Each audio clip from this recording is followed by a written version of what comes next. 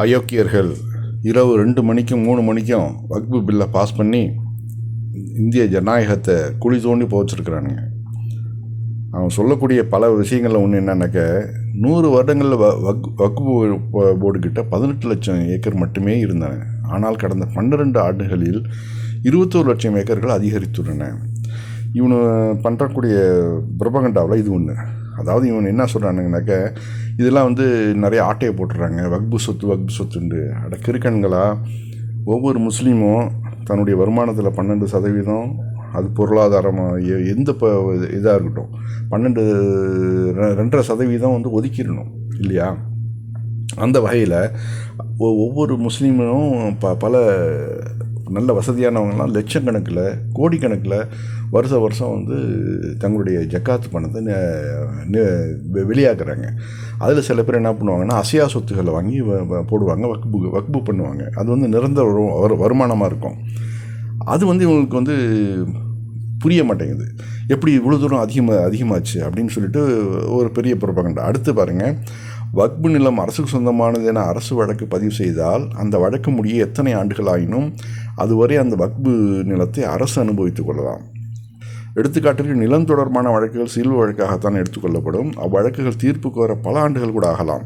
25 ஆண்டுகள் என எடுத்துக்கொண்டால் கூட அதுவரை அது அரசின் நிலமாகவே கருதப்படும். அது அடுத்தது. அதாவது எந்தெந்த வகையிலெல்லாம் முஸ்லீம்களை கருவறுக்கணுமோ அந்தந்த வகையெல்லாம் கருவறுக்கிறானுங்க. இவங்களுடைய அழிவு காலம் நெருங்கிடுச்சு. அதுதான் நம்ம சொல்ல வர்றது.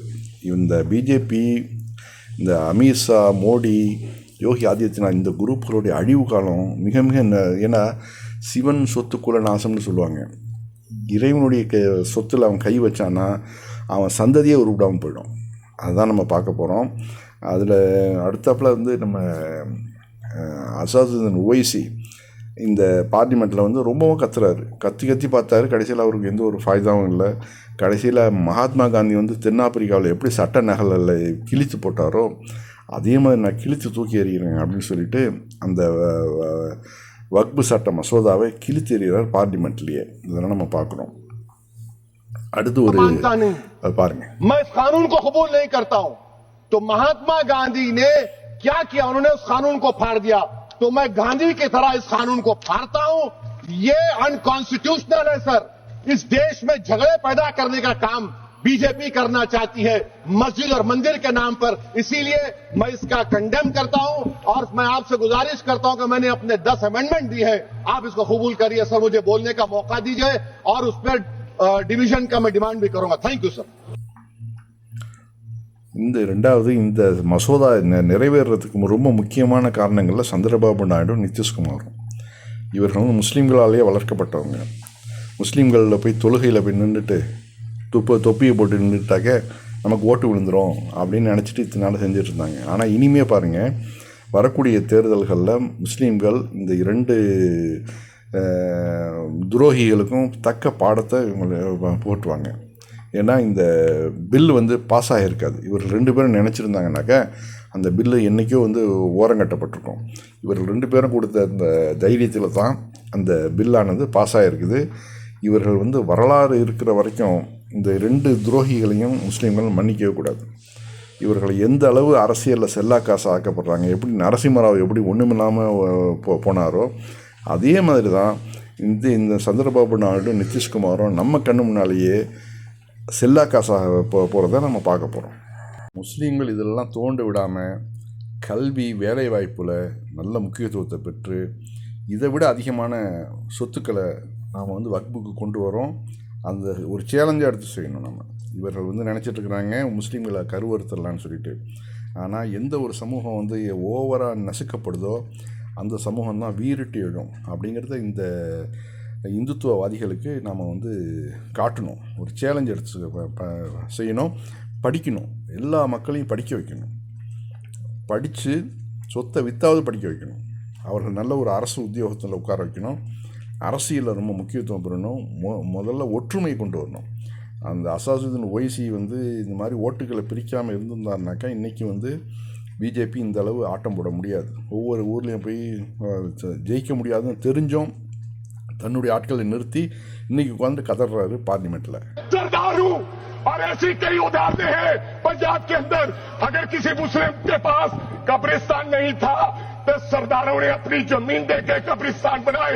ये कौन सा अधिकार है कि मैं किसी को चीज दान देना चाहता हूं? और इसको कौन बताएगा? रिजू साहब ये बताएंगे कि ये प्रैक्टिसिंग मुस्लिम है या नहीं है? ये सरासर अन्याय है। कल को श्रोमणी गुरुद्वारा प्रबंधक कमेटी 1925 का सिखों का जो एक्ट है आप उसमें भी संशोधन करेंगे। आपको लगता है पहले मुस्लिम मारेंगे, फिर सिख मारेंगे, फिर क्रिश्चियन मारेंगे? ये आपकी सोच है और मैं बिल का विरोध करता हूं। அதிலும் இந்த சீக்கிய சகோதரர் சொன்னதை பார்த்தீங்களா? அதாவது பஞ்சாபுடைய எம்பி பேசுகிறாப்புல, முஸ்லீம்கள் அங்கே வந்து ஏழைகளாக நிறைய பேர் இருக்கிறாங்க. அந்த ஏழை மக்களுக்கு நாங்கள் வந்து கபூர்ஸ்தானம் பல விஷயங்களும் நாங்கள் எங்களுடைய சீக்கிய சமுதாயம் நாங்கள் தானமாக கொடுத்து அதை வந்து முஸ்லீம்கள் பயன்படுத்திகிட்டு இருக்கிறாங்க. அதை வக்பு ஆகியிருக்குது. இப்போ அதை கூட நீங்கள்லாம் தூக்கி சாப்பிட்ருவீங்களா? அதையும் வக்பு நிலம்னு சொல்லி அதையும் நீங்கள் வாயில் போட்டுக்கிறத பார்க்குறீங்க. இது வந்து நடக்காது. இந்த சட்டத்தை நாங்கள் வந்து முழுமையாக நாங்கள் நிராகரிக்கிறோம். இந்த சீக்கியர்கள் இப்போ இன்றைக்கி முஸ்லீம்களை கை வைக்கிறீங்க, நாளைக்கு கிறிஸ்துவர்களை கை வைப்பீங்க, இன்னும் கொஞ்சம் நாளில் குருத்வாராக்களை கை வைப்பீங்க.